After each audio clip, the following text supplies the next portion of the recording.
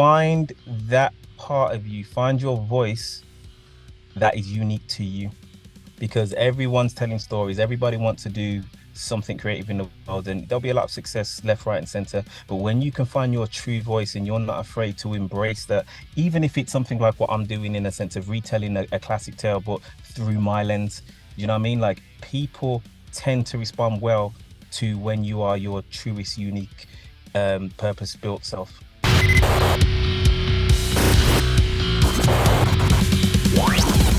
Today we are joined with Daniel Alexander, who is the director of the Wizard of Oz horror, Gale, Stay Away from Oz, which you can check out right now on the Chilling app. It is currently a short film, but plans to be something even bigger. And right after we watch it, we got to have this awesome talk with Daniel, pick his brain on his history of the Wizard of Oz, the inspiration to make it extra scary, how it works with copyright use, public domain, and his deep dives into the books, the source material, to bring some untold and unused gems from that to life. Lots of exciting stuff. The short was freaking awesome. And yeah, let's get into this talk with Daniel. Hello, can you hear me? Yes, I can. Good morning to you. How are you doing? How are you doing? Good to see you. Great, great. Actually, where are you from? I'm in the UK. I'm in Birmingham, UK. Oh, okay. So good afternoon to you. I I just was woke gonna up. say, yeah, morning for you. Lucky. Yeah. Well, very nice to meet you, Daniel. I just Nice to meet gotta say, just kind of being somebody who grew up with Wizard of Oz, it's so cool to see this short film. And even I one of my earliest memories of watching movies is watching the second film, Return to Oz. So to me, Wizard of Oz has always been a horror for me. you. Yeah, yeah. I'm with you on I that. and I kind of just want to know like your history with the franchise and what kind of like inspired you to make this idea a horror. Sure. I think listening to you, it sounds like we're in a very similar place because that was my experience too. The Return to Oz for me was an absolute horror film. That's all it was. To this day, when I think back at the point in my life where I watched it, that was creepy as hell. I'm like, this is for kids. Are you sure? And do you know what I Hell mean? yeah. So I kind of agree with that. I was completely fascinated with the whole world of the Wizard of Oz. Like I love the fact that there were so many books that the films were based off, and so many things that were kind of untapped. And for me, I was just really curious. I was really curious about how how can we continue this world, and how could I kind of create the world that I wish that I could see with the Wizard of Oz today. I know there's been so many remakes and so many spin-offs and things, but again, with the return to us being such a horror-esque film, I just wanted to continue that. To be fair, from a very selfish point of view, I just wanted to explore and experience that all over again. Yeah, and I really like the concept, and obviously other people do too. I think last time I checked the trailer, it was at 2 million plus or something like that. So there Great. is people fiending for this, like people who kind of connected it with their childhood and also maybe older and want an adult version of this world. Yeah, yeah, it's true. I think that so many people are, well, there's always going to be people on both sides. It's a classic. People don't like when you touch a classic.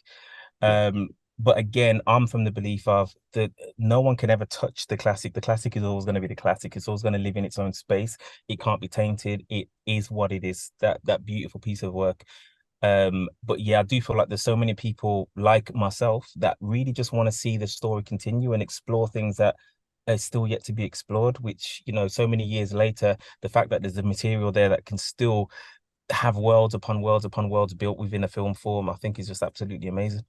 Yeah, that's awesome. And even you mentioned the books, and I almost forgot that's something I always wanted to check out because kind of going back to like my history of loving Return to Oz, like I know all those characters have their own little side stories I heard in all these different books and stuff. Have you went back and like read all like the source material beyond the films? Or? So I'm currently in the source material right now. So as we're kind of prepping for the feature film version of this, it's a case of, for me, it's really important that we kind of go back to the source material and really do it justice. I don't want to kind of like pervert the stories that are there. I just really want to kind of put my own spin on them. So it does mean going to the source material and reading about some of these characters that I've seen in the film, and I'm just like, oh wow, like that's a bit of a different take there. And I didn't know this. And there's characters in the books that have just never been spoken about before, but are absolutely creepy as hell. And I'm just like, no, this has to come to light. I've got to do something. So yeah, there's lots to come. Yeah, that's badass. I think it's so cool you're taking a deep dive and again like bringing it to life to like the big screen and everything. And I just kind of got like a question too about the source material. Is there any like issues with getting rights, or is the material like public domain now, or how does that really work? Yeah, you still have to be quite careful because there's a lot of things that people think, oh, because of the age of the source material, that it's just out there in the world and you know what, for public domain. But there's so many things that are from like the MGM movie where that's their stuff that is still copyright and they own that. So we have to be very careful to make sure that anything that we're lifting is directly from the source, from the elements that are in public domain, which for me is absolutely fine because you know I can stay true to the original material while still bringing this film into a modern place and kind of telling my own story. Yeah, really cool. And I loved watching it. I loved like how would you say this is like kind of like a proof of concept? Are you like thinking of refilming everything for the bigger picture, or are you just going to continue from where it left off? Because I did like how it had like that little cliffhanger at the end, and it made me very Yeah. intrigued. No, so it would be all done again. So we're very aware of, you know, we're doing things as a proof of concepts. You know, we're working within a budget that we have to kind of tell the story in a very short time that we had to do so. Which, you know, just working with the means that we had. So when it comes to the feature film, it's going to be a completely new film essentially. Everything's going to be shot from scratch. It's not going to be a direct continuation from the short that's there at the moment, in the sense of, oh, we just pick up exactly where we left off. The short literally gives us an introduction to the world. And you know what I mean? Cool. So just it's to kind of get people familiar with the tone that I want to set. A general gist of what the backstory is in regards to Dorothy, where she's right now, and the lineage of how that's been affected. So it's just looking at those elements there, and that's what that short film is supposed to do. The feature film is going to be a whole other beast all by itself.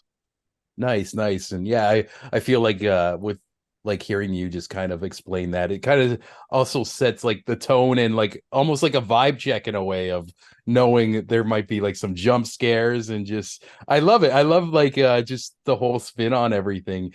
And just kind of like going back to like now you're talking about like reading into like the books and stuff, and you mentioned some creepy characters. Is there any like standout like hidden gems in your mind right now that a lot of people don't know of? There's loads, and I'm not going to tell you any of them before All right. Love it. somebody else jumps in there. But I think there's so many characters in there. Like one specifically that we're trying to explore. There's just so much depth there. I just can't believe that they've not been part of the films already, if that makes sense. So there's definitely a few interesting takes that we wanna put on some of those characters. Cool, cool. And yeah, I think you did like such a wonderful job with the short. I can't praise it enough. I'm excited to see the bigger picture of everything. And I just want to say like a lot of aspiring like creatives in different crafts, they listen to these little segments, and I just want to know if you have any maybe advice or like some words for somebody who's aspiring their career as a director. Yes, and it changes all the time. It changes all the Mhm. time because the cliche answer that I'd normally give and a lot of other people give is just go out there and do what you love. But the advice that I would give now is find that part of you, find your voice that is unique to you, because everyone's telling stories. Everybody wants to do something creative in the world, and there'll be a lot of success left, right, and center. But when you can find your true voice and you're not afraid to embrace that, even if it's something like what I'm doing in a sense of retelling a classic tale, but through my lens, you know what I mean? Like people tend to respond well to when you are your truest, unique, purpose-built self. Awesome, awesome. Well said. And if somebody wanted to follow the journey of this film and get updates and everything, where would they go? I would say definitely check out the Chilling Gap, and those guys from Chilling were the producers essentially for the film. They're all over socials. My socials are mainly on Instagram at Daniel Alexander Films, and yeah, I will be posting the journey along the way because I'm absolutely loving it so far. Awesome. Right when I shut off this interview, I'm going to follow you. I'm a new fan, Daniel. Thank you so Appreciate the much. work. And Um, yeah, I'm um, excited to see this come to life, man. So best of luck at everything. And hopefully when that comes out, we can have another conversation. yes, please. Well, thank you very much for today. Really appreciate it. Thanks again to Daniel for this wicked talk.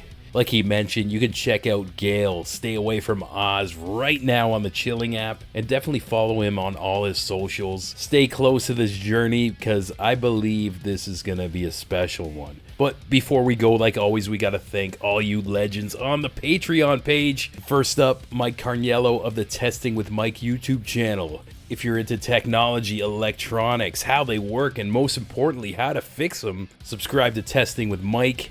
Also, Amanda McKnight of Top 10 Nerd. Outside of being the awesome host of Top 10 Nerd, talking to millions of subscribers on YouTube, Amanda McKnight also has her own YouTube channel that you should check out. Just search for Amanda McKnight. You're into comic books, video games, all things nerdy, and much more. Another thanks to the wonderful Jenny Potter, the legend Devin McBride, Ryan frickin' Campbell, my favorite soul singer Saber, and last but not least, Francis Coffer, aka my mom.